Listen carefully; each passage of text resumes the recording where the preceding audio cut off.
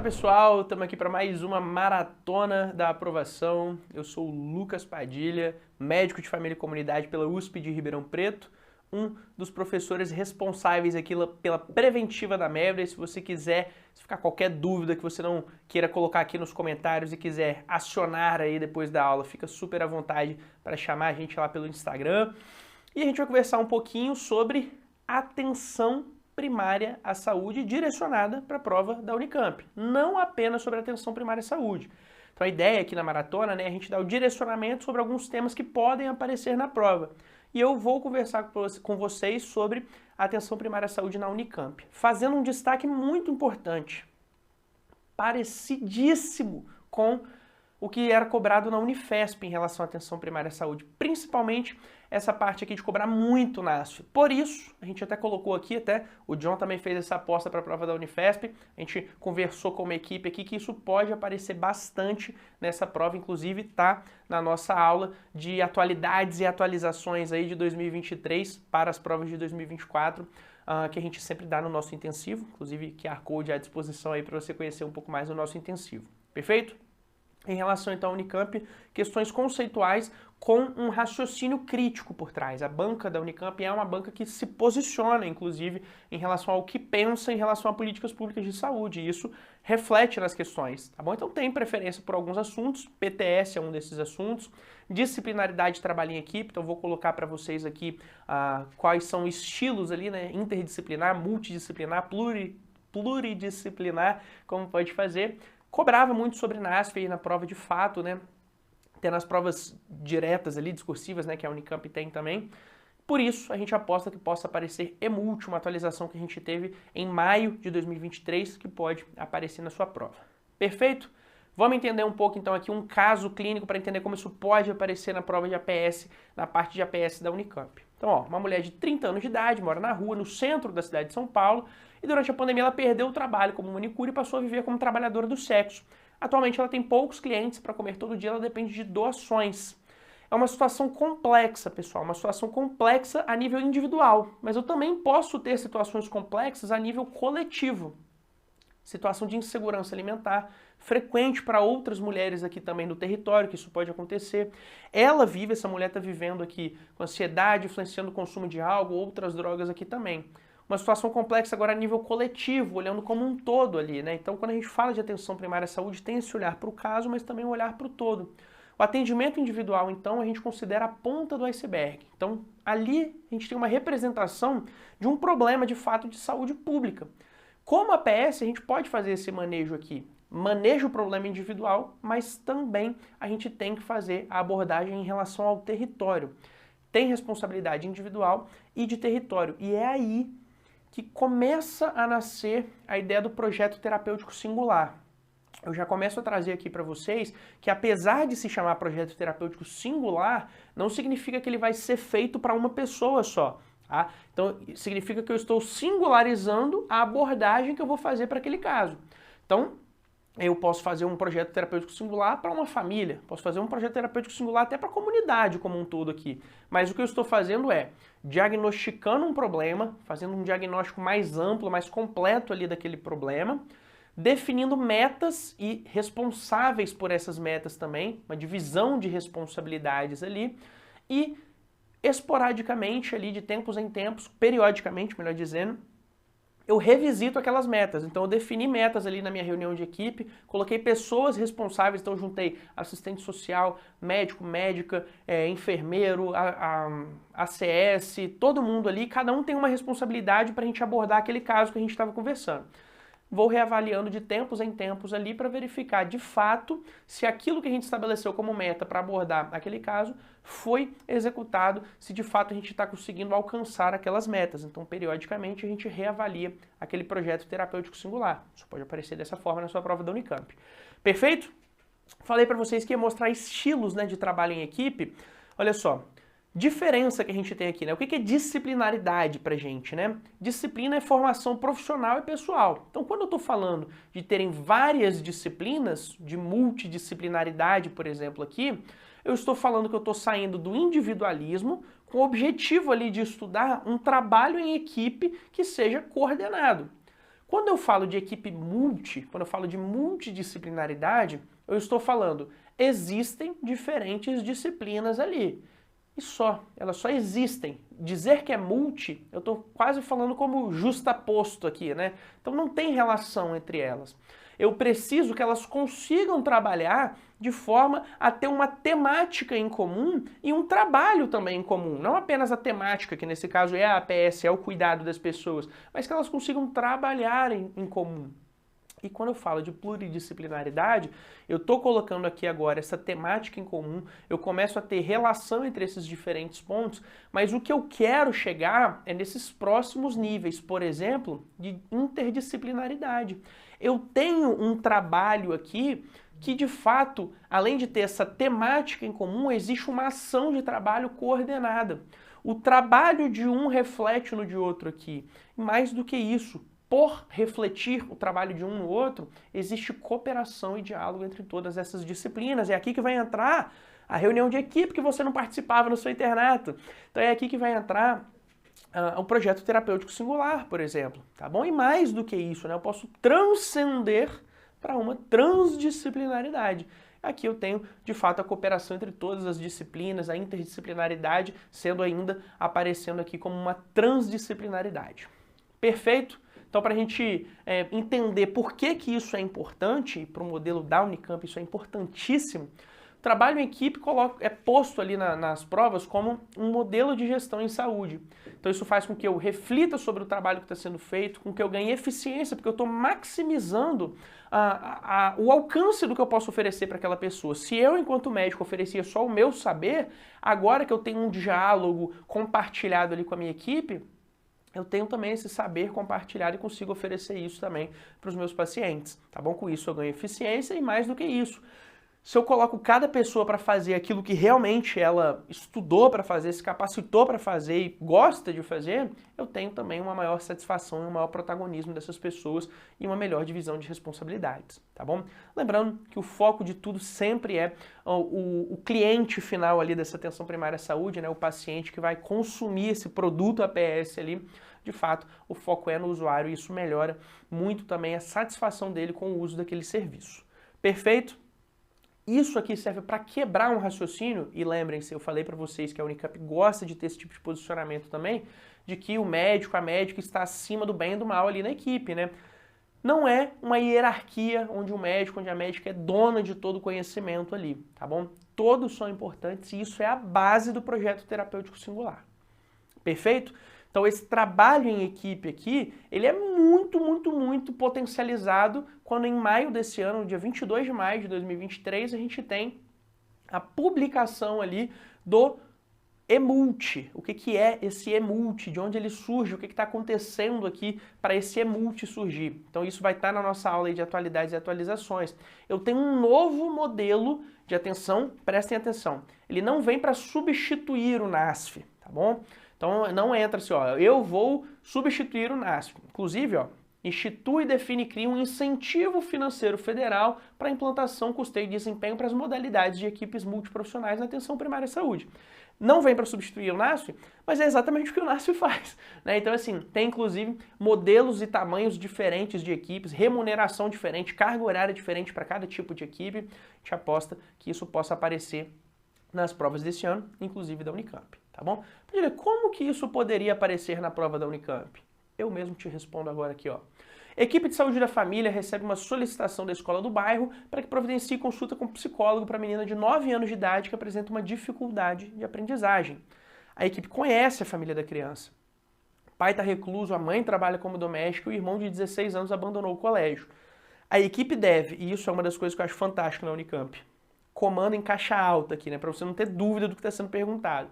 Então, a equipe deve.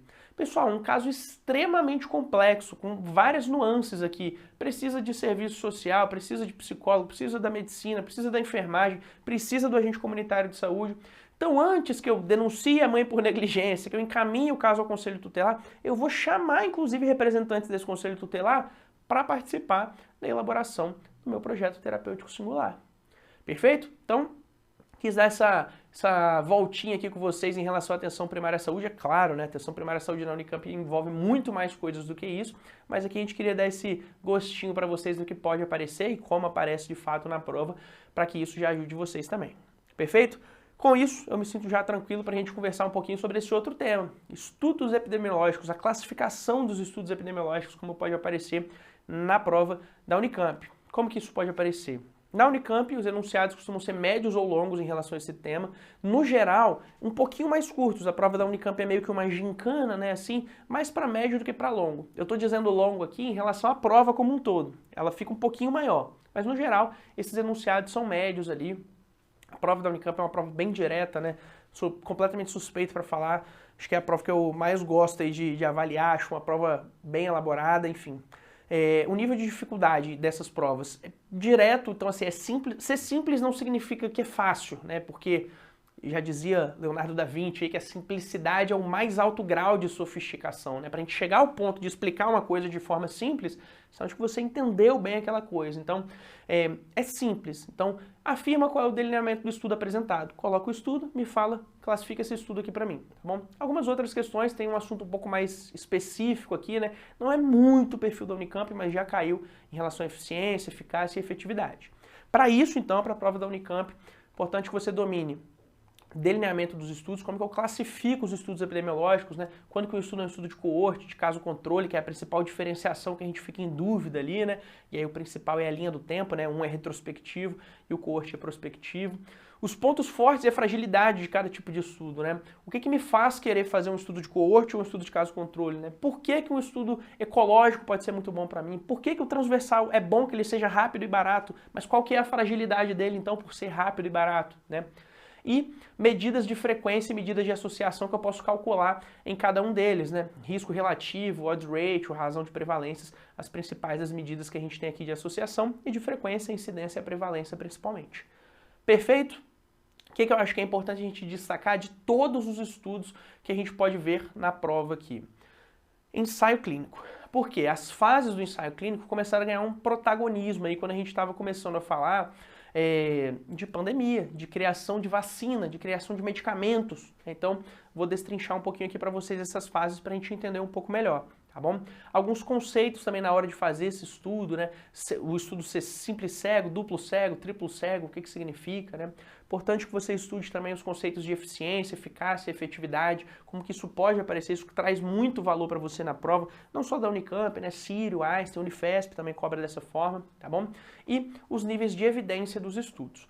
Como eu falei que as fases dos ensaios clínicos e os níveis de evidência dos estudos são assuntos importantes para a prova, esses eu já vou dar de bandeja aqui para vocês e já vou colocar as fases dos ensaios clínicos para a gente entender um pouco melhor. Então, ó, fase 1, um estudo limitado, eu estou começando a testar uma vacina, por exemplo, eu tenho entre 20 a 100 participantes, geralmente são jovens, saudáveis, por quê?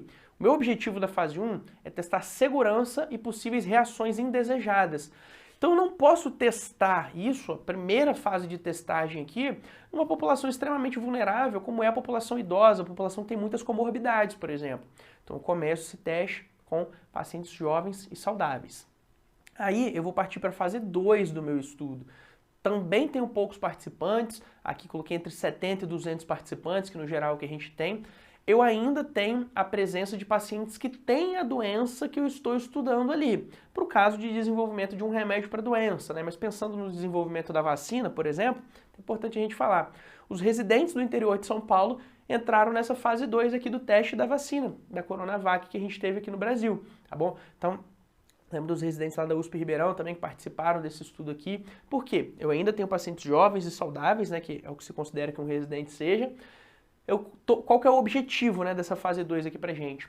Obter dados de segurança da vacina ou do medicamento que está sendo testado aqui, dados de eficácia iniciais em relação a essa vacina, ver como que as pessoas respondem a diferentes dosagens, nesse caso teve até teste com meia dose e depois teste com dose inteira para verificar se tinha possibilidade, né, de replicar essa vacinação com meia dose na população também, e possíveis interações medicamentosas. Por quê? Eu aumentei o meu N de participantes, eu começo a ter aqui agora participantes que já utilizaram algum tipo de medicamento, que já tem alguma outra comorbidade ali também, então eu consigo ter uma noção maior aí de como que as coisas vão acontecer dentro do meu estudo. E aí, tenho esses dados, consigo partir para uma fase 3, um estudo agora já um pouco mais amplo, né, com milhares de pessoas participando, e é o que a gente chama aqui de um ensaio clínico randomizado. O que eu faço aqui? Eu já estou comparando um grupo com o outro agora, grupo tratamento com grupo placebo. Já começo a ter dados mais efetivos de eficácia.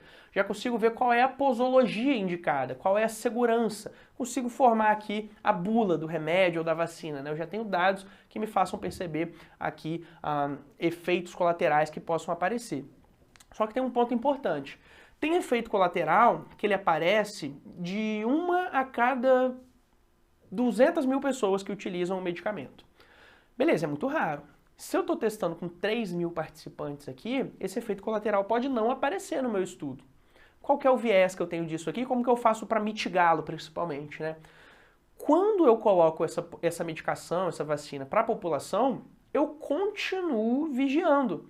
Eu vou para a minha fase 4, que é a fase chamada de farmacovigilância.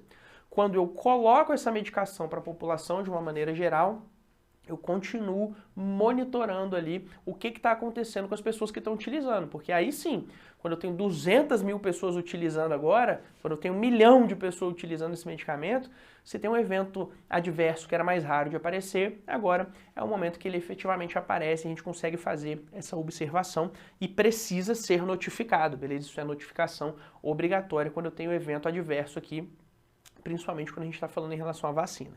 Combinado? Então, quando eu tenho a farmacovigilância, esse medicamento ou essa vacina, né, já está sendo liberada, já está sendo comercializada, e eu começo a ter agora novos dados, então, de eficácia, de segurança e também de efeitos colaterais dessa medicação. Perfeito? Falei de fase de ensaios clínicos, prometi que a gente falaria um pouquinho sobre níveis de evidência dos estudos também, então deixa eu colocar aqui para vocês como que isso pode aparecer, né? Ah, Betílio, eu já tinha ouvido falar mesmo, né? O tal do 1A, 1B, 1C, o que é isso, né? Os níveis, eles vão de 1 a 5, né? E aqui de uma forma um pouco mais direcionada ali, né? Trazendo já mais o produto do raciocínio do que o raciocínio em si, a gente está partindo do nível de maior evidência para um nível de menor evidência. Então vou subir mesmo essa tabela aqui, vou vir de baixo para cima. Por quê? Eu vou confiar menos na opinião, que não tem nenhuma avaliação crítica aqui, né? Um estudo de matérias básicas ali, né? Só o estudo fisiológico, o estudo em animais. Isso tem um nível baixíssimo aqui para mim de evidência quando eu quero tirar alguma conclusão. Diferente de um relato de caso. Um relato de caso já é uma opinião com avaliação crítica, já é um caso que aconteceu em humanos aqui geralmente, que a gente está relatando, né? Então isso começa a ter um nível de evidência um pouco maior, apesar de muito baixo ainda. Diferente do que eu começo a ter quando eu tenho estudos de caso-controle. Estudos de caso-controle, para a gente relembrar, a gente começa o estudo do desfecho, né, que geralmente é uma doença. Então, eu começo o estudo de uma população doente e avalio dali para trás o que pode ter causado essa doença, né, possíveis fatores de risco ali que levaram à ocorrência daquele desfecho, que geralmente é uma doença. Então, esse começo já é enviesado, né? Então, eu não estou avaliando a incidência, né? Não tem nada de novo acontecendo, eu já parto do acontecido. Então, isso deixa um pouco mais volátil, diferente do estudo de coorte, que já tem um nível um pouco maior, que eu parto de uma população com fator de risco, com a exposição ou não a um fator de risco, e avalio a incidência do desfecho dali para frente. Então, é o que faz desse estudo ser um estudo prospectivo em relação ao tempo. Pode ser, sim, retrospectivo em relação à coleta de dados. Perfeito? E aí, eu tenho um nível ainda maior quando eu tenho ensaios clínicos, meta-análises e revisões sistemáticas desses ensaios clínicos, né, controlados e randomizados também. Aí é o meu nível 1 mesmo de evidência, é de onde eu posso tirar as melhores conclusões possíveis, inclusive com comparações entre diferentes estudos. Perfeito? Uma outra abordagem que aparece em relação a isso aqui é a pirâmide, né? Então aqui estaria a opinião do especialista, aqui os ensaios in vitro, estudos transversais, caso controle, coorte, os ensaios clínicos e as revisões sistemáticas aí sendo o que a gente mais espera, o que a gente mais mira aí para tirar conclusões, tá bom? Mas eu falei, né? 1A, 1B, 1C, eu falei do 1 até o 5 agora, onde é que entram as letras aí, né? As letras entram no grau de recomendação dos estudos. Então, aqui a gente vai ter, por exemplo, ó, uma coisa que é altamente recomendada de ser feita. A gente chama de A, né? Os estudos que entram aqui no nível A são os estudos nível 1, para a gente já ter essa comparação que a gente teve ali, né? Uma recomendação que seja favorável vai entrar como um grau de recomendação B, que seriam os estudos do nível 2 e 3 na nossa tabela. O C, que é recomendado, mas não é conclusível, são os estudos do nível 4, e o que não é conclusível, nível D, a gente coloca ali nos estudos nível 5. Perfeito? Padilha, eu sempre acho que eu entendi, mas na hora que aparece uma questão eu erro. Você vai perceber que você já consegue acertar essa questão aqui, por exemplo, ó. Sobre os ensaios clínicos para obtenção de uma nova vacina contra uma doença, assinale a alternativa correta. A. Os ensaios clínicos de fase 3 avaliam a segurança e as doses mais eficazes da vacina. Será? Monitoramento do perfil de segurança de curto prazo é realizado na fase 2 do ensaio. Os ensaios clínicos de fase 1, pessoal, nem comentei aqui, né, mas letra B, assim, coisa linda, né? Letra C, ensaios clínicos de fase 1 necessitam a aleatorização de pacientes para avaliar a eficácia inicial da vacina. Na fase 1, não foi isso que a gente conversou. A fase 4 é que permite a liberação da vacina para comercialização e uso para a população. Aqui uma pegadinha, né, pessoal, porque a fase 4, na verdade, ela precisa que já tenha sido liberado para liberação de vacina e comercialização, porque a fase 4 analisa justamente depois dessa comercialização e dessa liberação, que é a fase de farmacovigilância. Tá? Então, de fato, nossa melhor resposta é a letra B aqui, que é o monitoramento do perfil de segurança de curto prazo, é realizado na fase 2 do ensaio, até pela quantidade de pessoas que a gente tem ali e da avaliação que a gente faz. Tranquilo? E para a gente colocar aí já a última parte da nossa avaliação, eu quero falar sobre os níveis de prevenção. Então isso não é um dos assuntos que mais caiu na Unicamp, tá, né, no nosso top 8 ali, digamos assim, mas eu acho que é onde a gente mais consegue se diferenciar de outros candidatos aqui, porque existem algumas confusões que são feitas, principalmente em relação aos rastreamentos, porque tem cobrado em relação ao Task Force e ao Ministério da Saúde. Então a gente precisa dominar as duas referências. Quando que eu faço um rastreamento de acordo com o Task Force, quando que eu faço um rastreamento de acordo com o Ministério da Saúde. E tem diferença na prática, né? Rastreamento de câncer de próstata, por exemplo, o Task Force tem uma individualização, né, de qual exame pedir, para qual população pedir, dependendo das características. O Ministério da Saúde nem recomenda mais que se faça esse rastreamento, tá bom? Então, sugiro para vocês que tenham aí o domínio de fato em relação a isso. Muda também calendário vacinal em relação ao nível de prevenção, né? Aqui a gente está falando de prevenção primária, né? Imunização. Então, efeitos adversos de vacina, coadministração de vacinas, atualizações em relação à vacina, isso é nível de prevenção, isso pode aparecer na sua prova, tá bom? Tem um padrão chato que aparece aqui pra gente, né? Que é memorização. Então isso aqui, a gente tem um entendimento, claro, né, de por que eu vou pedir um exame, por que eu vou vacinar uma pessoa, mas em relação a quando que eu vou fazer isso, o que eu vou usar, como que eu vou fazer, de fato, precisa de memorizar um pouco, tá bom? Para dar um pouco mais de direcionamento para vocês, quando a gente fala de níveis de prevenção, é muito comum aparecer em prova o exemplo e pergunta qual é o nível de prevenção. E aí para a gente recordar, prevenção primária, eu estou falando principalmente em relação a uma pessoa que não tem doença. Então o que eu vou fazer com uma pessoa que não tem doença? Eu vou fazer uma campanha de conscientização em relação a uma possível doença, um possível agravo aqui, ou eu vou imunizar essa pessoa para que ela não tenha doença, né? E aí que entram as vacinas que a gente estava conversando agora. Prevenção secundária. Estou falando de rastreamento, né? Estou falando de uma pessoa que tem a doença. Eu quero achar essa doença o mais rápido possível, no começo, fazer um diagnóstico precoce. Então, periodicidade de rastreamento de doenças. Prevenção terciária, agora eu já falo de uma população que tem a doença, ali a gente sabe que tem a doença e tem até uma sequela já, uma consequência da doença, né? Então eu vou reabilitar a pessoa em relação àquela doença que ela tem. A nível quaternário, a prevenção quaternária versa principalmente sobre não fazer o que não precisa ser feito. Então tem uma pessoa que quer fazer um exame que ela não precisa fazer, ou ela recebeu a prescrição de um medicamento que ela não precisa utilizar. Então, prevenção quaternária é não fazer o que não precisa ser feito. Perfeito? E prevenção quinquenária, né, um tema que veio mais forte em provas aí a partir de 2022, que é quando a gente fala de cuidar de quem cuida, né, de cuidar do cuidador e cuidar do profissional de saúde de uma maneira geral, né? Evitar que ele entre em burnout, cuidar das escalas de plantões desse funcionário, por exemplo. Perfeito? Então a gente tem aqui características de um programa de rastreamento. Então estou falando de prevenção secundária aqui, né? Ser acessível, ter agilidade, ter a melhor evidência, né, para as pessoas e fazer essas pessoas serem informadas de que elas precisam fazer esses exames também e efetivamente fazer os exames dessas pessoas e também a aplicabilidade prática que isso tem. Então o Programa Nacional do Controle de Tabagismo é um dos exemplos que a gente pode ter. Perfeito? Já dei até um spoiler aqui, né, de prevenção de primária a quinquenária aqui, para a gente já amarrar esse raciocínio. mas vale a pena a gente lembrar que isso é bem amarrado com o modelo de Lewis-Clark, né, da história natural da doença.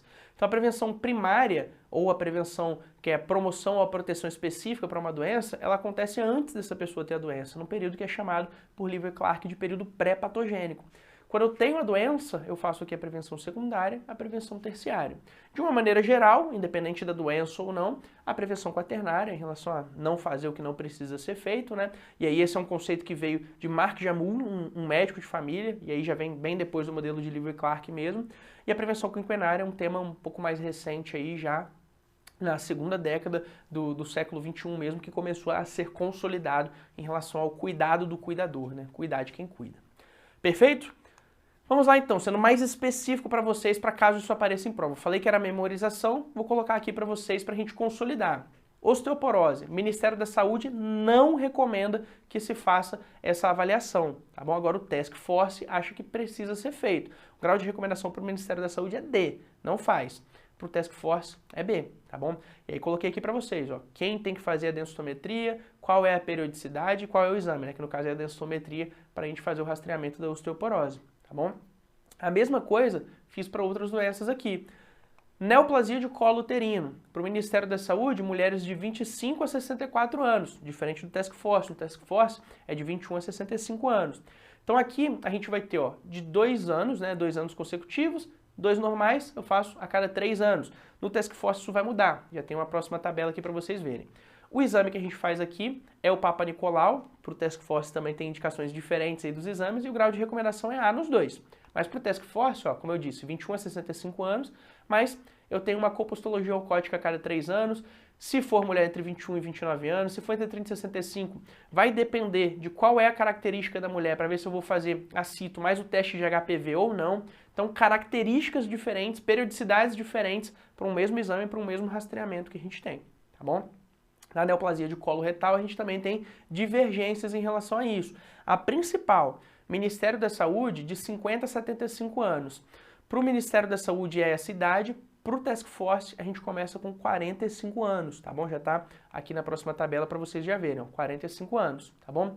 Periodicidade de 1 a 2 anos, fazer pesquisa de sangue oculto aqui, ou, dependendo da localidade e da situação, colonoscopia ou retossigmoidoscopia, grau de recomendação A.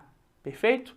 Grau de recomendação A também é entre 50 a 75 anos para o Task Force, mas de 45 a 49 anos tem grau de recomendação B. Então, essa adiantada em 5 anos tem grau de recomendação B, tá bom? E olha, vários testes diferentes para várias situações diferentes em relação à periodicidade.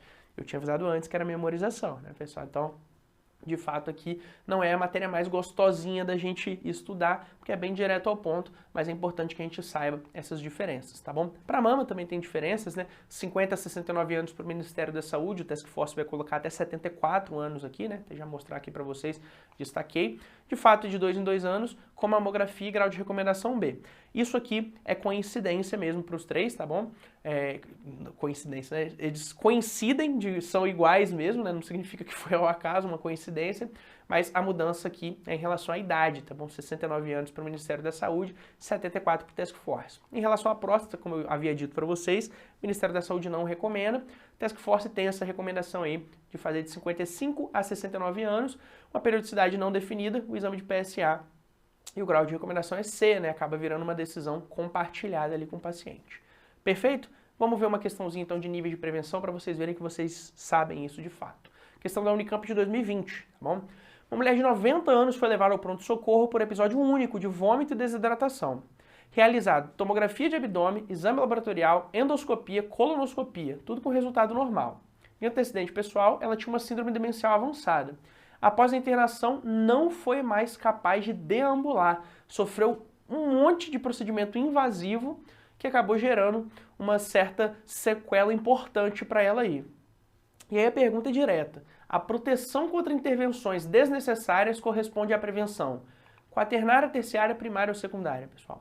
Prevenção quaternária, né? Inclusive, aqui eu faço novamente um elogio para a banca da Unicamp, sempre uma delícia a gente corrigir a prova da Unicamp, preparar as aulas para a Unicamp também, porque a gente vê coerência na matéria e para como é cobrado.